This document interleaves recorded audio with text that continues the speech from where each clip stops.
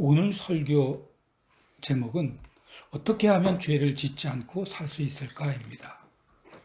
오늘 본문 다윗과 밧세바의 이야기를 통해서 어떻게 하면 죄를 짓지 않고 살 수 있을까?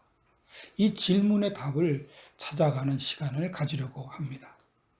어떻게 하면 죄를 짓지 않고 살 수 있을까요? 1절입니다.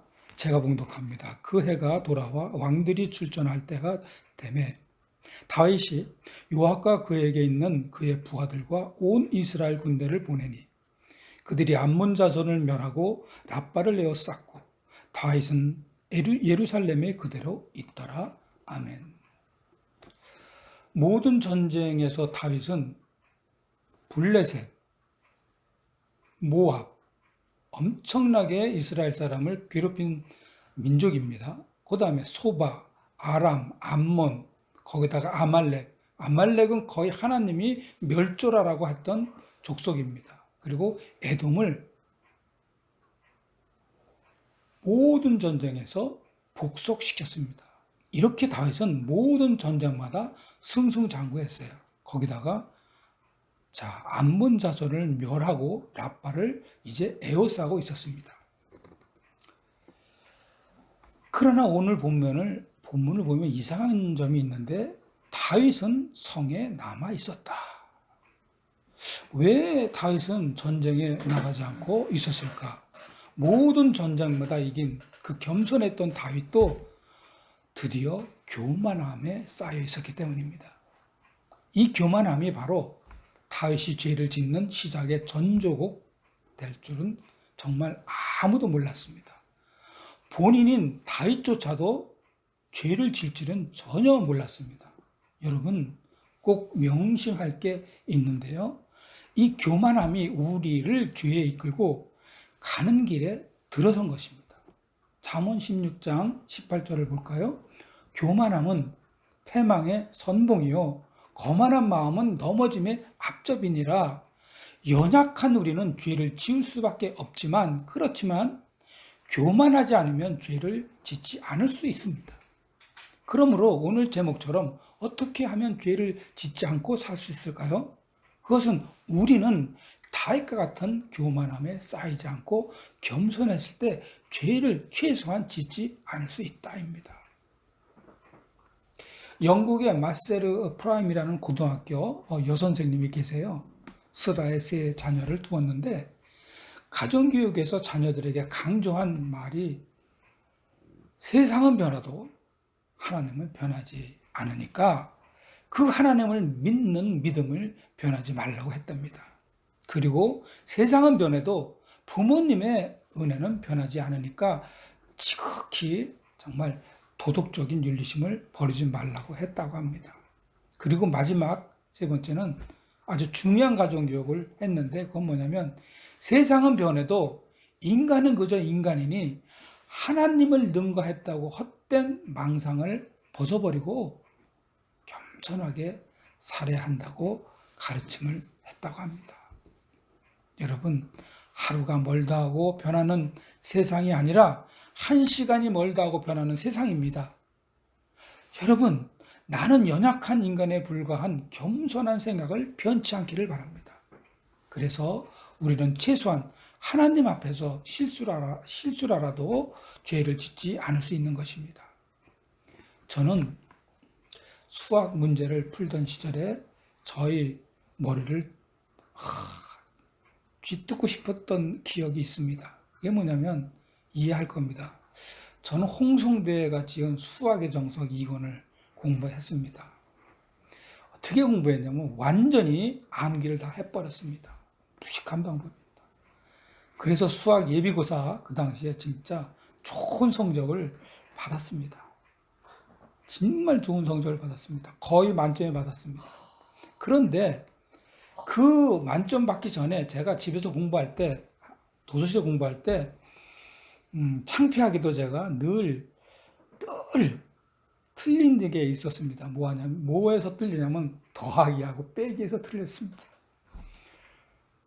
아주 방심했기 때문이죠.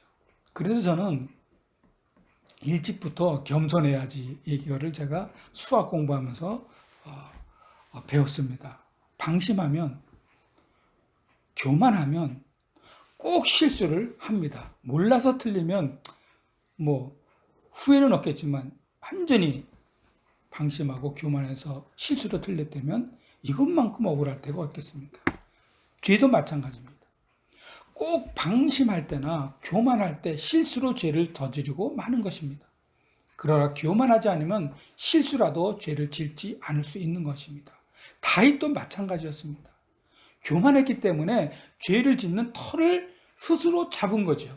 그런데 그 부지런하고 열심한 다윗이 여러분 교만해서 게으르기까지 했습니다. 2절에 보면 저녁 때에 다윗이 그의 침상에 일어나 왕궁 옥상에 거닐다가 그곳에서 보니 한 여인이 목욕을 하는데 심히 어떻다고요? 아름다워 보이는지라. 여러분 어느 늦지막한 오후에 다윗이 침상에서 일어났다. 이거는 여러분 밤새고 놀다가 아침에 잤다는 얘기 아닙니까? 여러분 그런 다윗이 게으름을 피웠다는 겁니다. 그리고 그때 다윗은 그 게으름 피던 그 순간에 한 여인의 목욕하는 장면을 보게 되었습니다. 여러분 열심히 사는 사람에게는 보이지 않는 죄가 게으른 사람에게는 죄 지으는 것이 보입니다. 다윗 왕이 전쟁터에 나가서 본인의 신분에 맞게 살았다면 절대로 오늘 밧세바가 목욕하는 장면을 봤을까요? 그런데 밧세바가 목욕하는 장면을 볼 수 있었던 것은 뭡니까? 다윗이 늦잠 자고 일어난 게으른 때였던 것이죠. 게으른다는 것은 굉장히 심각한 겁니다. 여러분 게으른 자의 낮잠은 비극을 부린다고 했어요. 사무엘하 4장 5절 6절에 보면요 이런 내용이 있어요. 사울왕이 그 당시에 죽었어요. 그리고 그의 무능한 아들 하나가 있는데 이스보셋이에요. 이스보셋이 북이스라엘 10집 하나 되는 큰 이스라엘 왕이 됐는데 이 사람이 세상에 다윗과 같이 뭘 했냐면 낮잠을 자다가 자신의 부하들에게 죽임을 당합니다. 그러므로 여러분 죄를 짓는 비극이 일어나지 않는 방법은 뭡니까? 게으르지 않는다입니다. 가족 성도 여러분, 한 사람의 영적인 성숙도 죄를 아는 지식과 비례하는 거예요. 오늘 설교 말씀으로 게으르지 않아야 되겠다 이런 결심을 하던가 아니면 그걸 아는 여러분이야말로 이미 영적으로 성숙해지는 것이고 영적으로 성숙한 겁니다. 생활하면서 게으르지만 않아도 여러분은 죄를 짓지 않을 수가 있습니다.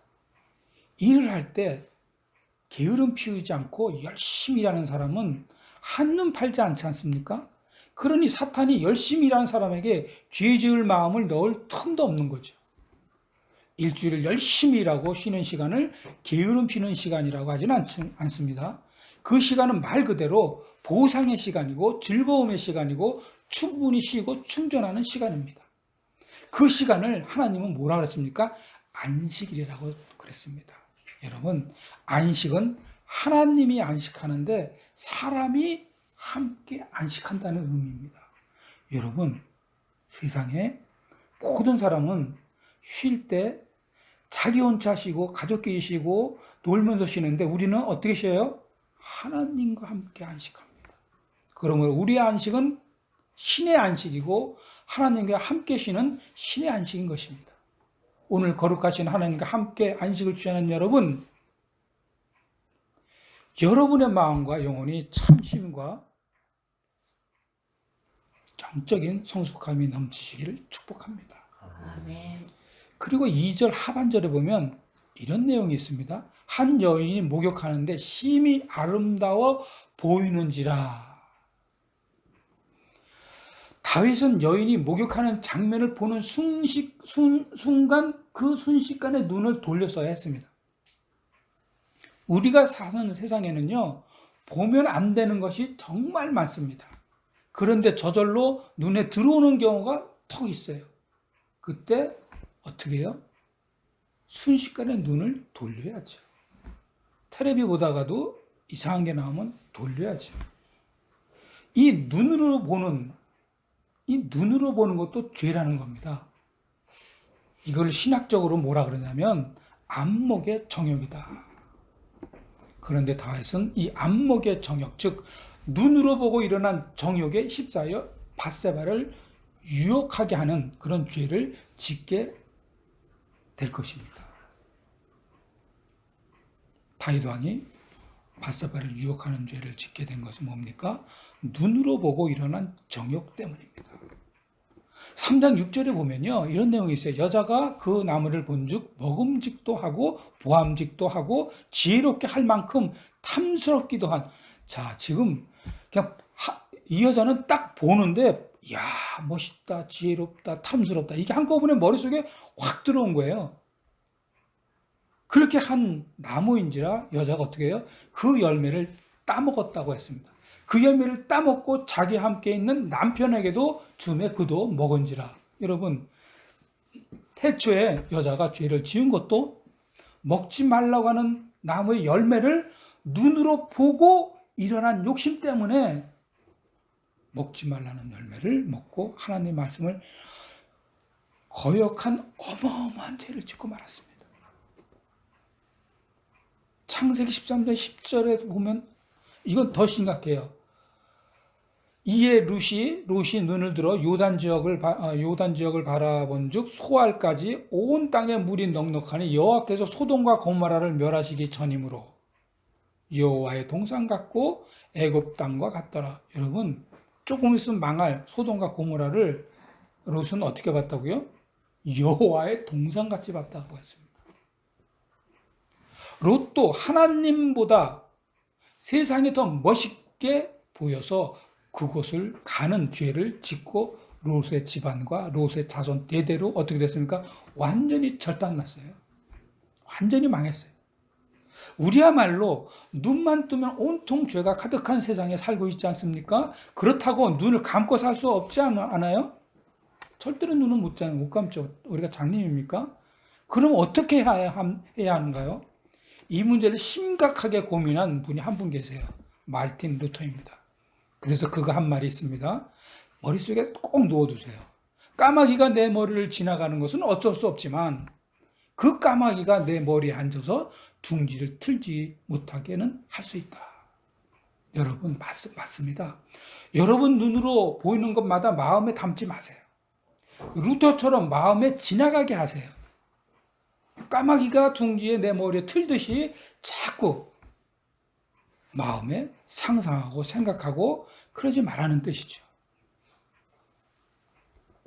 그리하시면 여러분, 아기가 엄마의 눈을 맞추면서 팡긋팡긋 웃듯이 우리도 마르틴 루터처럼 하나님과 늘 눈을 맞추면서 즐겁게 얼마든지 살아갈 수가 있습니다. 그러면 여러분의 영혼이 얼마나 산뜻하고 얼마나 맑고 얼마나 깨끗한 영이 되겠어요? 그런 맑은 영으로, 그런 산뜻한 영으로 일을 해보세요. 안 된 일이 있겠습니까? 그런 맑은 눈으로 공부를 해보세요. 합격되지 않을 시험이 있겠습니까? 아니, 설사 안 된다고 해도 맑은 영을 가진 사람이 좌절하고 절망에 빠지겠느냐는 말씀이시죠. 우리 인생은 늘 소망이 있지만 영이 흐리면 늘 절망만 있는 것입니다. 그러므로 여러분, 나쁜 것이 눈에 이렇게 보이면 순간적으로 눈을 돌리거나 흘려보내시고 마음에 둥지를 틀고 상상하지 마세요. 좋은 것만 보시고 좋은 것만 상상하시기를 바랍니다. 자, 올바른 판단을 아주 잘하는 사람도 이렇게 눈으로 보는 이런 미혹에 이끌리면 올바른 판단이 상실되고 마는데 결국 마침내 미혹에 끌린 다윗은 행동으로 옮깁니다. 어떻게 해요? 간음죄를 자행하고 말았습니다. 잠언 23장 31절에 33절에서도 보면 표준세번역입니다. 잔에 따르는 포도주가 아무리 붉고 고와도 마실 때 순하게 넘어가더라도 너는 그것을 쳐다보지도 말아라.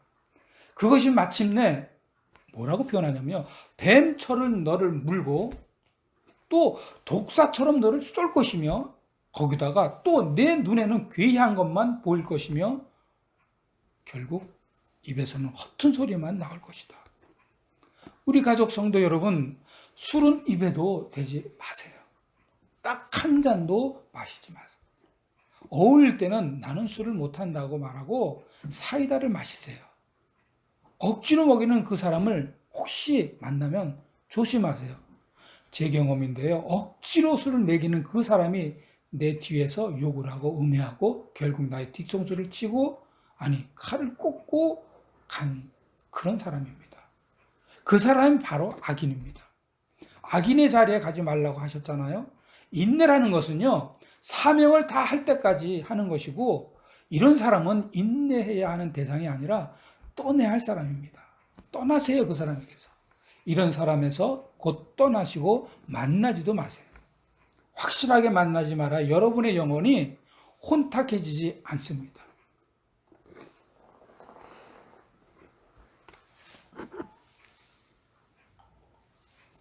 직장에서 이런 일이 생기면, 즉 옳지 않는 일을 자꾸 강요하고 나쁜 일을 하면 바로 나오세요. 그것은 여러분의 영혼을 죽이는 것입니다. 생명이 직장보다 더 중요합니까? 바로 나오세요. 하나님의 영이 맑고 깨끗한 가족 성도 여러분의 길을 하나님께서 반드시 어둡고 죽음의 길에서 유익한 곳으로 인도해 주실 것이고요. 아멘. 메마른 곳에서 인도해 주셔서 여러분을 정말 물된 동상 같게 해 주실 것을 믿으시기 바랍니다. 아멘. 시편 107장 14절에도 말씀하셨습니다. 흑암과 사막의 그늘에서 인도하여 내시고 그들의 얽어맨 줄을 끊으셨도다. 이사야 48장 17절을 볼까요? 나는 내게 유익하도록 가르치고 너를 마땅히 행할 길로 내가 인도하는 내 하나님 여호와라 말씀하셨습니다. 이사야 58장 11절입니다.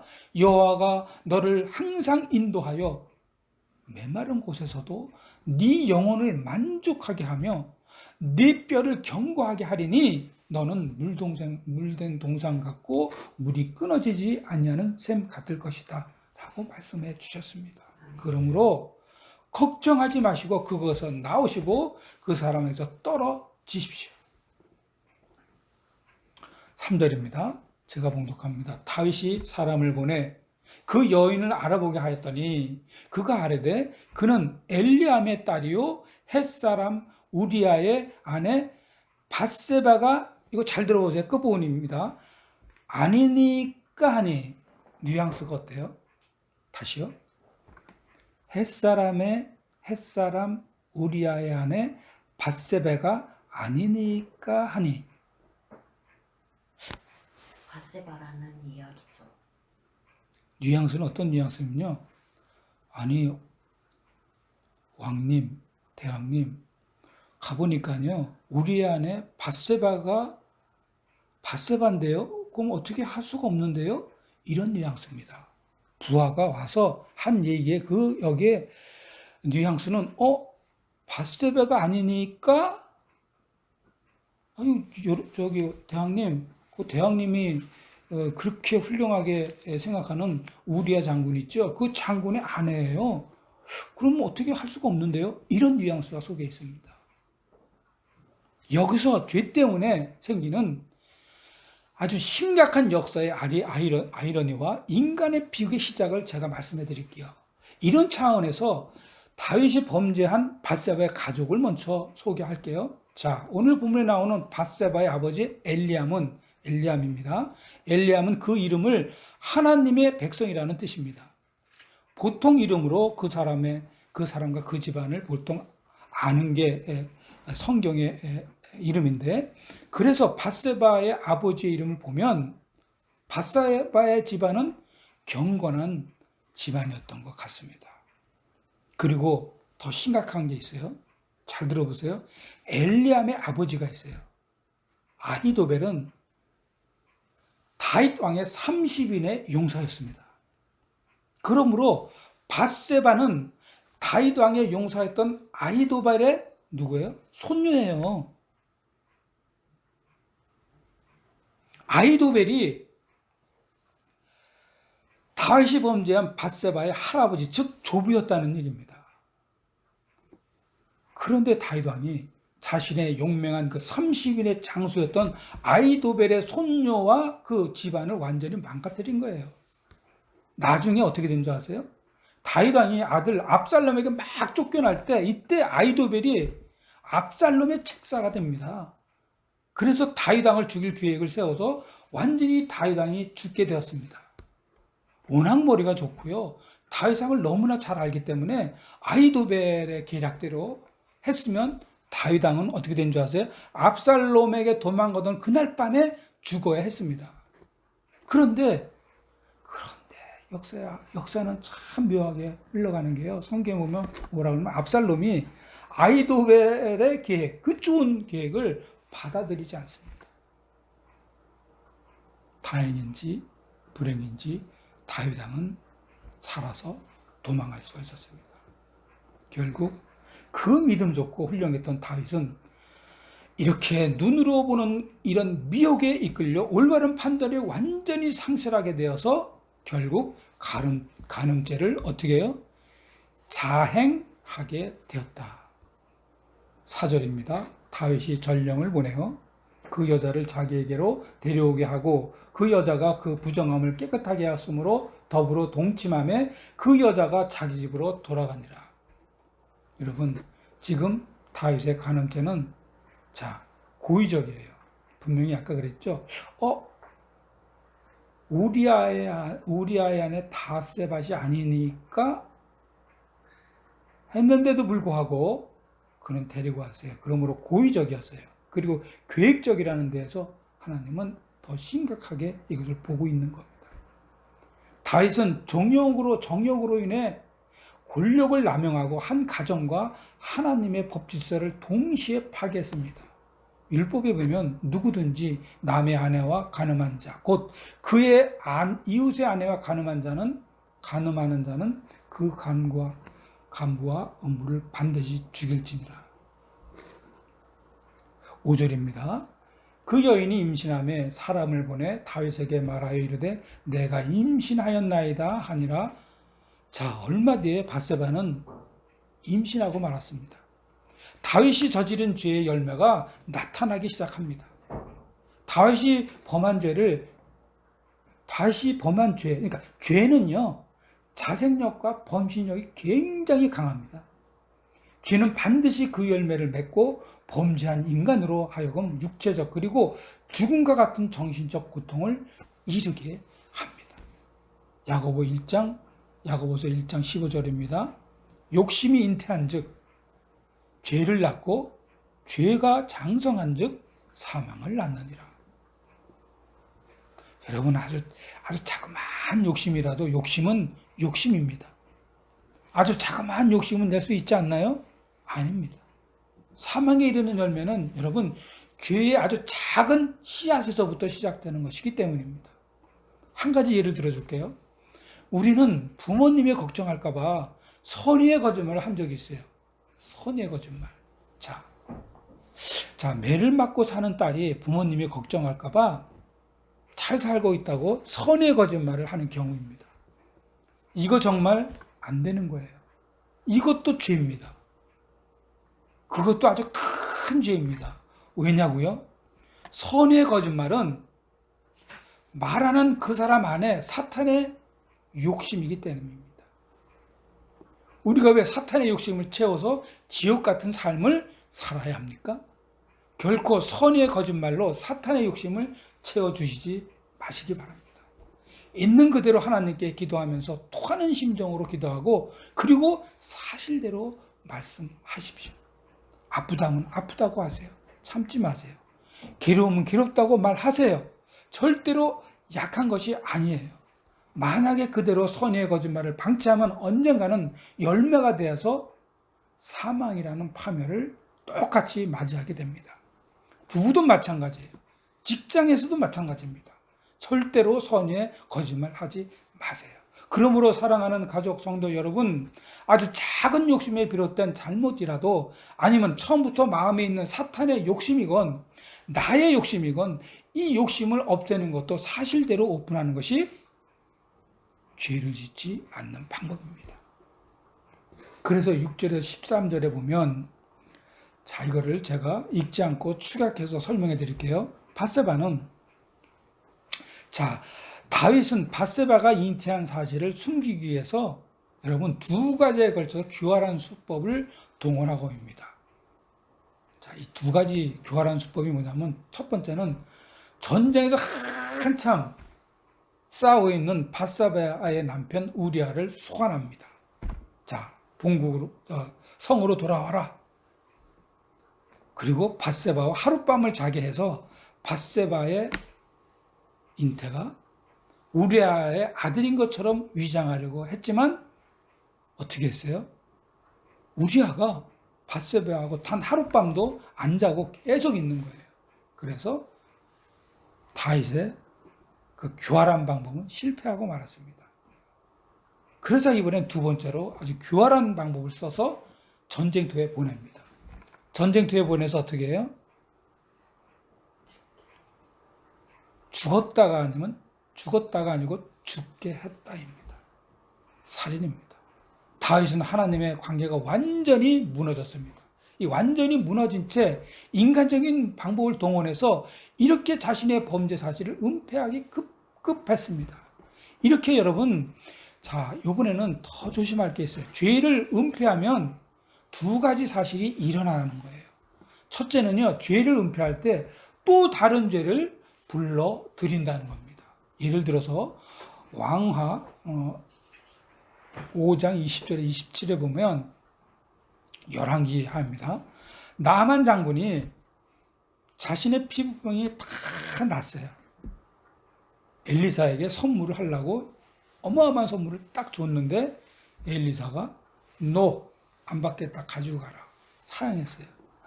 그래서 엘리사 옆에 있던 게하시라고 있습니다. 게하시가 아휴, 너무나 아깝다. 금이며 보석이며 그 어마어마한 거를 하나도 안 받고 다 보낸 거예요. 그래서 엘리사 자기 선지자가 집에 들어가고 그 다음에 나만 장군이 한참 떠났을 때 그때 게하시가 막 쫓아갑니다. 장군님, 웬일이십니까? 그러니까 우리 엘리사 어른께서 생각해 보니까 도로 받아야 되겠다고 하십니다. 그러니까 그 좀 다시 주면 안 될 거니까. 어유, 좋습니다. 가져가시라고. 원래 줄라고 한 거니까, 가져가시라고. 그래가지고 게하시가 그 물건 가지고 다시 집에 와서 잘 숨겨뒀습니다. 그런데 엘리사가 방에 있다가 문을 탁 열면서 게하시가 들어오는 곳을 딱 보자마자 합니다. 어디 갔다 왔냐? 그랬어요. 게하시가 뭐라는데 아무 데도 가지 않았는데 이렇게 거짓말을 한 거예요. 열왕기하 5장 25절 하반절만 읽겠습니다. 들어가 그의 주인 앞에서 서니 엘리사가 이르되 들어갔어요.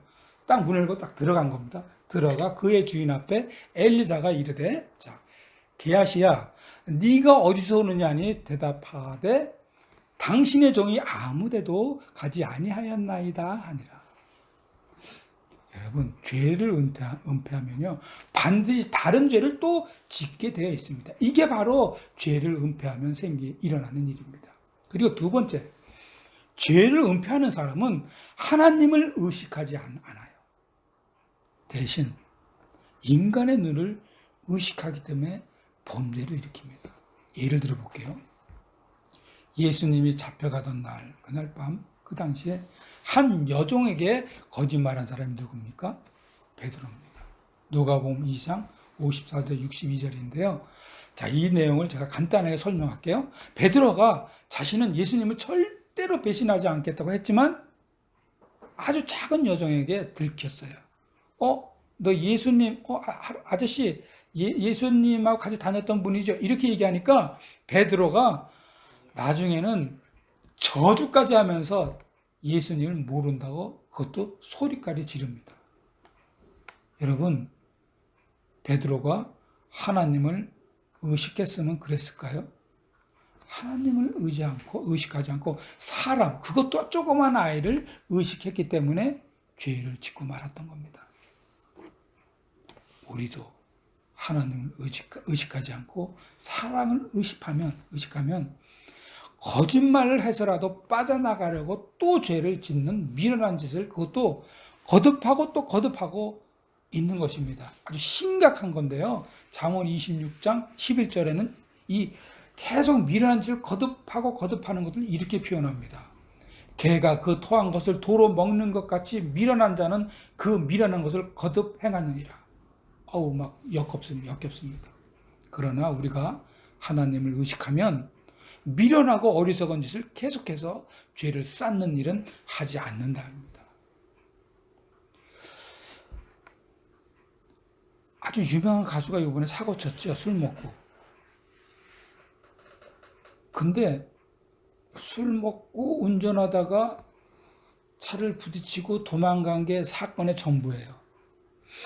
자, 그런데 이 사건이 여러분 확대돼서 어떻게 된 줄 아세요? 구속되고 이제 재판까지 하는 큰 사건으로 벌어졌습니다. 이 사건도 마찬가지입니다. 단순히 음주운전을 했어요. 차를 부딪혔어요. 그러면 약식 기소도 가능하고요. 손해배상했으면 약식 기소 가능합니다. 그러면 여기서 끝날 사건입니다. 그러나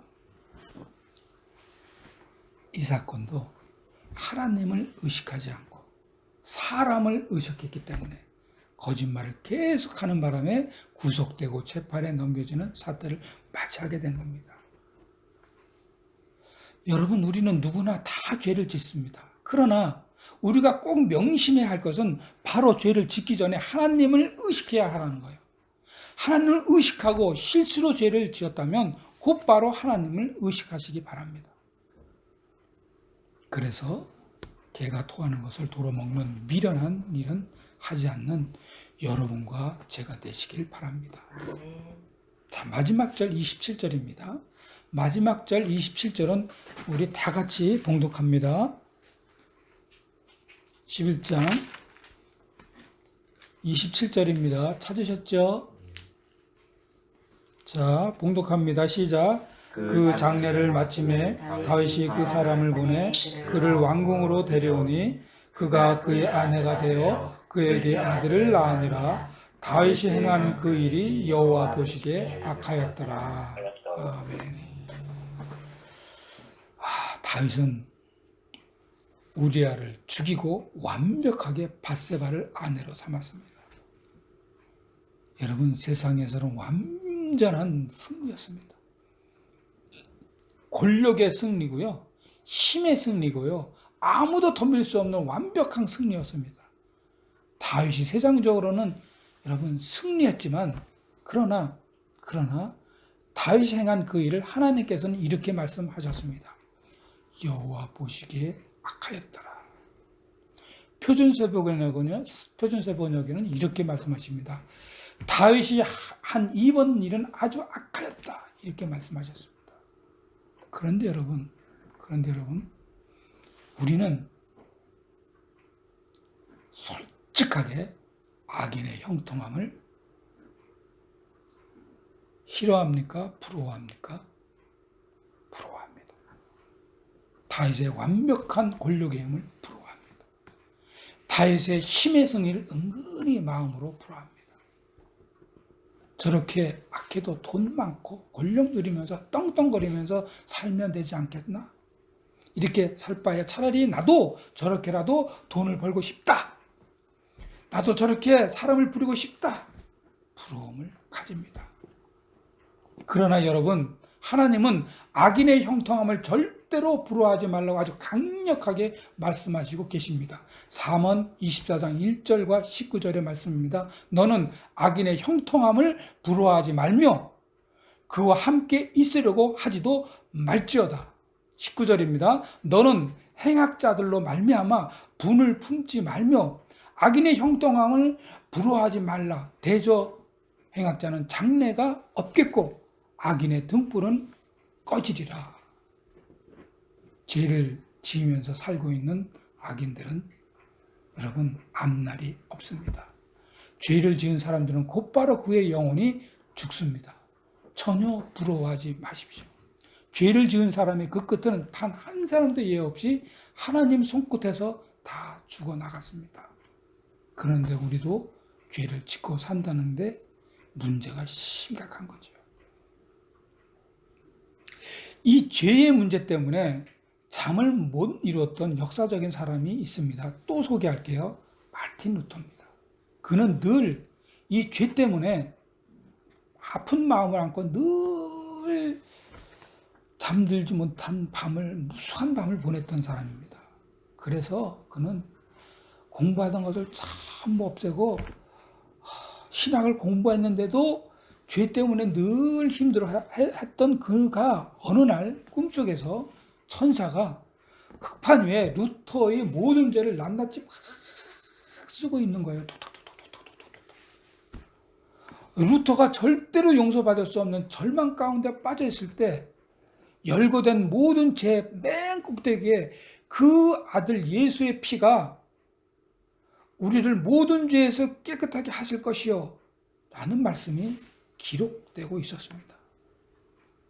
기록하던 데못에 찔린 손에서 붉은 피가 떨어져 내리고 모든 죄의 기록을 깨끗이 지워버리는 것을 마틴 루터가 봅니다. 루터는요, 그 꿈을 꾸고 자신의 모든 죄가 용서되었음을 깨닫고 활기차게 기쁜 마음으로 깨어났다고 합니다. 여러분, 우리야말로 루터와 같이 죄를 지었지만 예수 그리스도의 보혈로 깨끗하게 된 성도들입니다. 사랑하는 가족 성도 여러분, 그러므로 죄를 짓지 않고 사는 것도 중요하지요.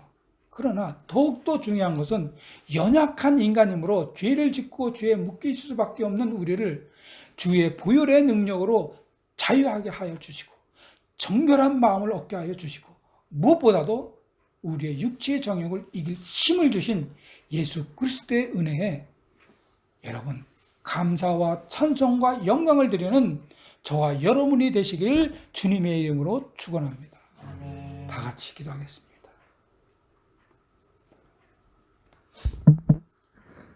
아버지 하나님, 우리는 다윗의 범죄를 통해서 어떻게 하면 죄를 짓지 않을 수 있는지를 찾아보았습니다. 하나님, 그러나 사실은 우리에게는 죄 짓지 않을 능력이 없습니다. 오직 예수 그리스도의 보혈의 능력만이 우리의 죄를 씻어주시고 보혈의 능력으로 우리의 육체의 정욕을 이길 힘을 주시는 예수 그리스도를 믿는 믿음뿐입니다. 그러므로 하나님, 우리가 예수 그리스도의 보혈의 능력을 힘입어서 이 죄 많은 세상에서 죄 짓지 않고 하나님과 동행하며 살게 하여 주시옵소서. 아멘. 예수님의 이름으로 기도드립니다. 아멘. 아멘.